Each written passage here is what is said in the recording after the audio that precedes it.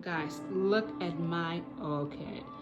It is about to flower. Look at that.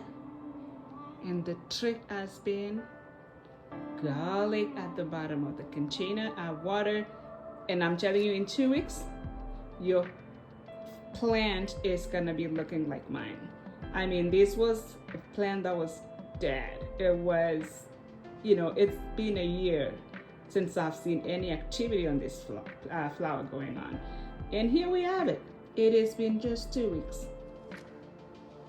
Only 2 weeks, and this is what I got. So I am changing it again today, crushing another 3 or 4 cloves of garlic, hot water, clean water, and I'm hoping that I get these blooms going on this week.